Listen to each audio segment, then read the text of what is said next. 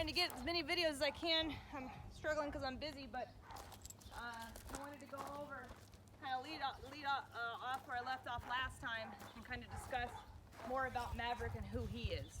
So, talked about drives. Maverick is a super high prey drive dog, right? So this isn't even a breed thing. Within each breed, you're going to see differences. Most boxers I work with have a relatively high prey drive, but actually their pack drive is so high that it overrides it. So Maverick's been here for 2 weeks as of today. Just to kind of give you a scale of the breed, by now, most boxers by now would no longer try to lunge after the lizard that he just saw. And the reason is because their pack drive is a lot higher than their prey drive naturally. This is a biological thing, right? This is something they're born with. So just like some people are naturally born with high energy levels and other people are naturally more low energy, dogs, some, have a higher natural predatory instinct to hunt versus the pack drive, which is that tendency to want to stick with the pack and please. So hound dogs, for instance, are extremely high prey drive dogs that were bred to go out and tell the human to come to them. Have found something, come to me, right? So they don't tend to have the highest pack drives. They have one, it's not as high as, say, a border collie. They're high prey drive too, but they have a great ability to listen to their handler because they're bred to take guidance from a handler while they work. So hound dogs aren't bred to take guidance from a handler. They're bred to go out and find it and then tell a handler to come to them. Border collies are bred to work the cattle but look at the human for direction. So they have a high prey and a high pack drive. And what I can do with that is create a pet. So whatever drive I put the most influence in is the type of dog I'm going to get. So if I wanted to encourage Maverick to do whatever he wanted whenever he felt like it, his prey drive is going to be so through the roof he will not be able to hear you. He will block you out. You can call him from the top of your roof or the top of your lungs and he will not give a shit. And that's because that predatory drive is actually pulling him out and it's making him look externally so he could give it, he doesn't care what you're saying, right? But if I make pack drive the predominant state of mind, then I'm gonna get a dog who cues into me more. What do you want? Are we chasing the lizard today? Am I gonna go say hi to that dog on a leash today? Or are we just walking together, right? So this gives you access to the brain. Keeping a dog in a pack drive state of mind gives you access to the dog's brain. Keeping them predominantly in a predatory state of mind makes them block you out. So this guy, and for a boxer, has one of the highest prey drives I've ever seen. And his pack drive is not that high. So it's there. I've brought it out to the point where it's very much the highest I think he's got in there. And he might be able to go a little higher. But after 2 weeks, I typically kind of see who the dog is. And if something pops up in the environment, the average boxer at a 2-week point would choose to stay next to me instead of run after it because the repetitions that I do over and over and over again teach the dog, I need you in pack drive. I know that rabbit just ran out, but I need you to stay with me because we're walking together and we're in a pack drive state of mind. So most boxers at this point don't chase after those things anymore. But every single breed is going to have a variation of drives. It's not, I have hound dogs who have had really high pack drives and I've had border collies who have had really low pack drives. So it's not inevitable, it just kind of gives you a scale. And for a scale, he's in prey drive right now, even though he's sitting. He's over there, his brain is over there, I could go right over here, he wouldn't even know I left him, right? So this dog is in a constant state of prey drive, whether it's fixating, which that's when, see how his ears perk up and that forehead gets real scrunchy? That's prey drive. So that's him fixating at my employee. He also air scents a lot and sniffs the ground. He's got a really powerful, well, I wouldn't say powerful, but he wants to use his nose a lot. That's prey drive. Okay? So you have your work cut out for you, because when anything pops up in the environment, and it could just be a leaf blowing, after 2 weeks this dog still wants to run at it. And what that tells me is that his prey drive is so high that he doesn't care what drive I want him in. There's no incentive for him, because the predatory state of mind is more powerful, so it's gonna kind of automatically lure him out. So he's definitely presented a handful of challenges, and you know, because we haven't trained together, you might notice these things pop up pretty much right off the bat. So I want to go into how the motions, the physical motions that you can create to build this dog's pack drive up for you, so that he's not more interested in everything else but you. Right? That's what's happening. If you're taking him for a walk, I would imagine he pulls you. And when he sees something, I imagine he pulls you even harder. When he gets on a smell, I imagine you probably can't talk to him or call him or move him. He probably just latches on. When you need something from him and he's distracted, I would imagine it's probably pretty painstaking to get his attention, right? And that's because he's in a predatory state of mind all the time. So we need to actually get this guy to barely be in that state of mind at all. We'll play games with him so we can fulfill it, right? I don't want to suppress the prey drive. So I'm going to show you some things that you can do to satisfy that part of his nature. But for the most part, his day-to-day, we're going to be going, no, you have to be in pack drive, because I want you to be a good pet. I don't want you to be a predator. So the motions are a variety of things, and all the things I'm about to teach you are going to build up his pack drive. So you see how he's fixated right now? So when they're fixated, and they're very clearly, like, the way his head is pointed, he's got a scrunchy forehead and his ears are erect. That's prey drive. So when I see that, I can do several different things. One is to actually back up out of his peripheral vision. See how he doesn't come with me? That's because he's not with me. This is prey drive. It absolutely keeps the dog away from you. They stay with whatever they're fixating on.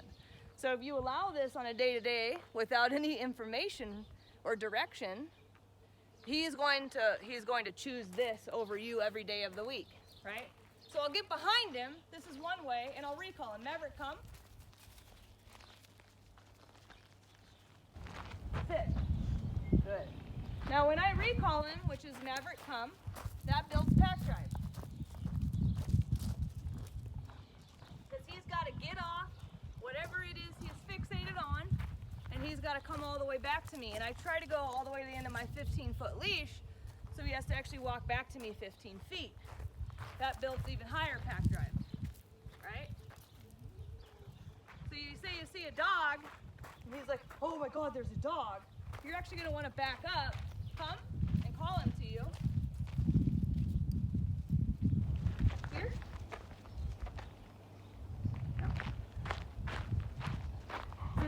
We might have to do that in lots of repetition, because this dog's really determined.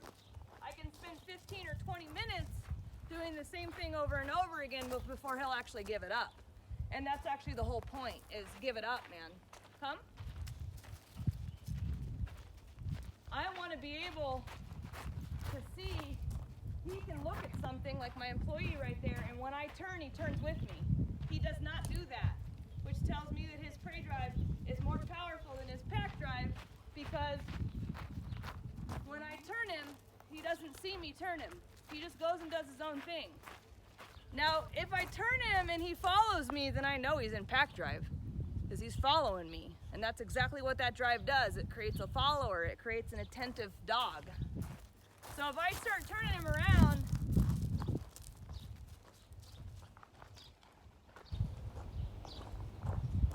and this is a half-assed follow.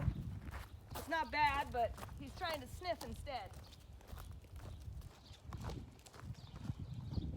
So if this guy could talk, he would say, I really would prefer to do everything but follow a leader. But that's exactly what he needs in order to be a good pet. So you're gonna have to really be more determined than him to basically say, no dude, this activity is not scenting the ground. This activity is not chasing after the dog. Sit. I need you to stay with me, right? And that's really what I'm trying to do, is get him to the point where, oh God, there's a bird. I understand there's a bird and you're a dog, but if I move, I need you to move with me. You know, you're also a pack member. And so kind of assessing him as you train him, the more, if you move him and he doesn't move with you, he's not with you. And in order to build up his pack drive, you're gonna need to give him direction. Come. To bring him back to you. Here. And that's why we use this long line. And you're gonna want to use it when he first comes home and build up to the walk. Now he's in pack prey drive. So see how he doesn't move with me? Not with me. There we go. And he bit the line because he's pissed.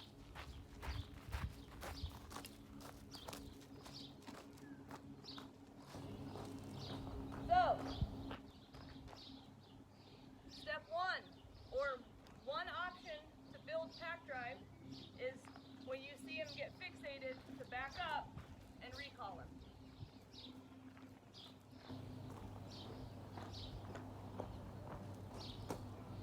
This is pack drive. Good boy. That's pack drive. Right? Looking up at me, he sat on his own, followed me. That's what I'm looking for. I want to praise that. So when I see that fixation, or that ground, that scenting that he likes to do, the scenting is a problem too. It pulls him wherever he's smelling, his brain goes. So if he smells to the right, I like him on my left. If he smells to the right, he'll just shoot over to the right. Right? And so that's another version of prey drive, pulling him out of pack drive and away from his handler. So you can back up and do a recall off of that as well. So you can always do a recall. The reason why we do that is to build pack drive, but also because there's nothing like a solid recall.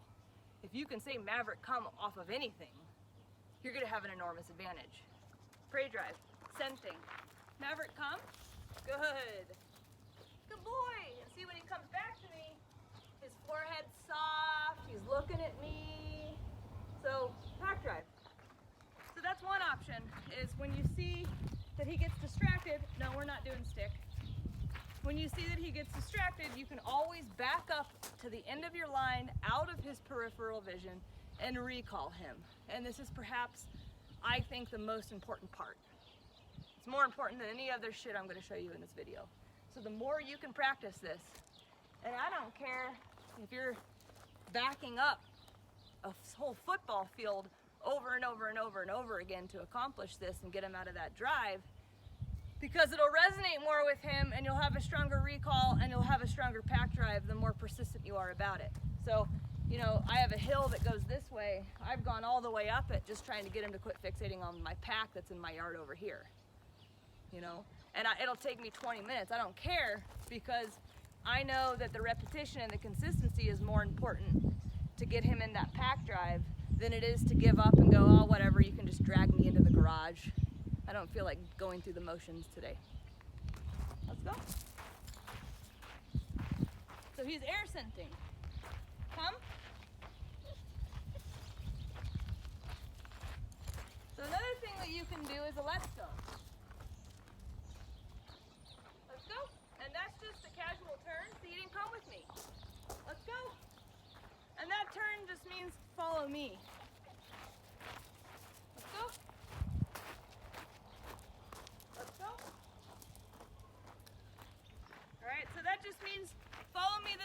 motion. Let's go.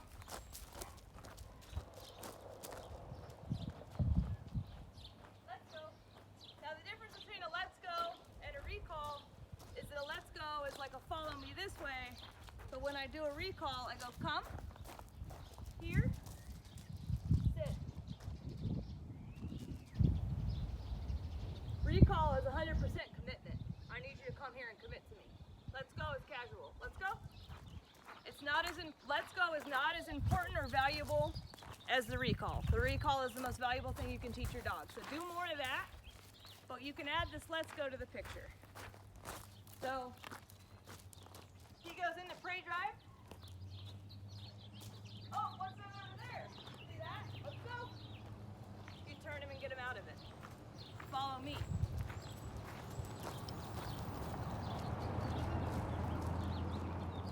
Let's go. And every single time I turn him and he follows me, I'm building his pack drive. I'm getting him out of the prey drive state of mind and back into follower mode. Again, building more pack drive. Let's go. Nope. See, I'm popping him up because he's trying to redirect by scenting the ground. He's addicted to his prey drive state of mind. He would prefer to be in it. And he whines a little bit about being in pack drive because I feel like if he could talk, he would say, I don't follow humans. I do whatever I want. I don't know where you're getting this idea that a dog follows a human. It's not my agenda. I'm really working super hard on trying to get him to the point where he wants to do this instead of me just kind of creating these motions that are aggravating to him to some degree.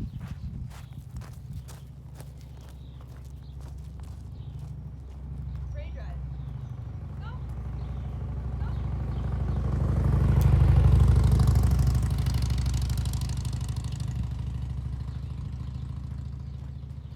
Now it might be aggravating to him to a degree, but this is good. It's going to save his life, and it's going to actually make him a much better companion animal because we don't really want them to be predators, you know? We don't usually get dogs with the notion that they're predators. We forget. So when you allow them to be in prey drive too much, we're actually unintentionally creating that predator. So he might not enjoy it right now. He does to a point. I feel like we're bonded, right? He does to a point, but when he really, really wants to do something, it makes him very anxious to be in pack drive. And that kind of tells me it makes him anxious because, one, he's definitely addicted to it, but two, I don't follow. It's not my thing. And this guy's nervous. He's a nervous dog. So he actually would benefit from following instead of leading because he's leading from nervousness, which is never a good thing and it never makes good choices.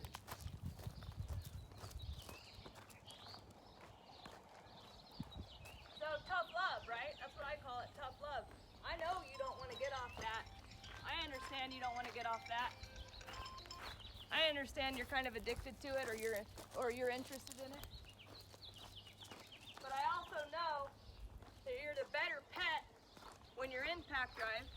You listen really well, and eventually he'll be reliable on off-leash hikes, he'll be reliable on walks, so you'll be able to have the best of both worlds, which is a really, really reliable pet that you can take everywhere with you without this kind of, I'm gonna run at everything and investigate it mentality. No, the mentality will be, I stay with my pack because that's what I've been trained to do.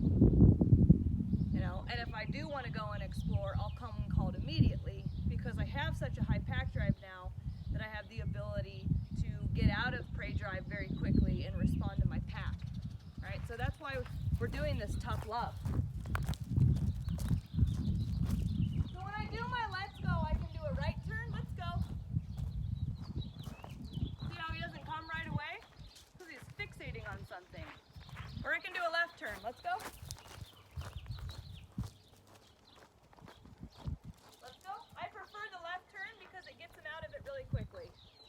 But I do bits of both because I want to be able to do it all and have success. So again, I go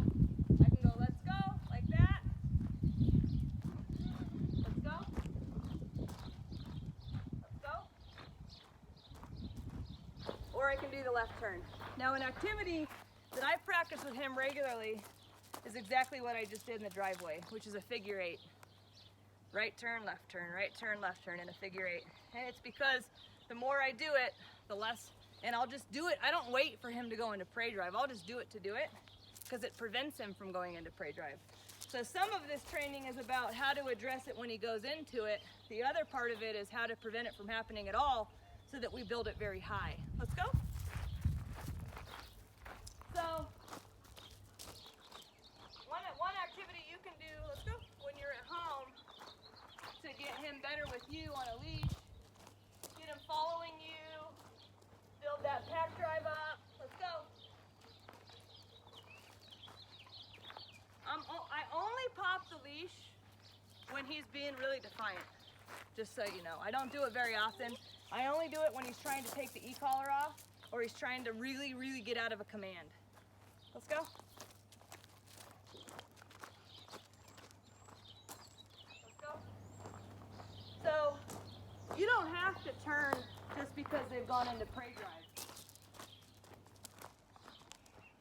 I want you to turn when they go into prey drive, and I want you to turn if they get in front of you. I don't want dogs walking in front of me. They need to be next to me, to my side. Let's go. So those are two very obvious reasons to turn. But you can turn just to turn. Let's go, which is what I'm doing right now. Let's go. And turning just to turn is actually blocking him from actually going into prey drive at all. Let's go. Every single time I work him, I add a little bit of both. I'll add the first part of the video, and then I'll add this, because I want a little bit of everything. Sometimes I want to maintain the pack drive because I know it builds him up higher, but at the same time, I actually need him to be in prey drive so I can teach him how to handle himself, right? I need those moments of fixation, because if I don't get him, I can't train him for a real life scenario.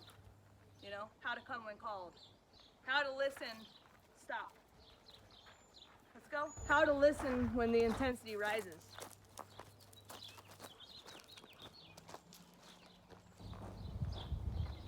Good. So I got the recall, builds pack drive. I got my turns, which are let's goes, builds pack drive. Then I can add place. Get like you're gonna get a place board, and you can put it out in front of your house and do exactly what I just did. Some recalls, some figure 8s with let's goes. You know, make it a big session where you're doing a lot of everything in one, and then you can put him on pack drive intermittently. Good boy. Now when he's in, or I'm sorry, put him on place intermittently. When he's on place, and I move around like this, he swatches me. He looks at me.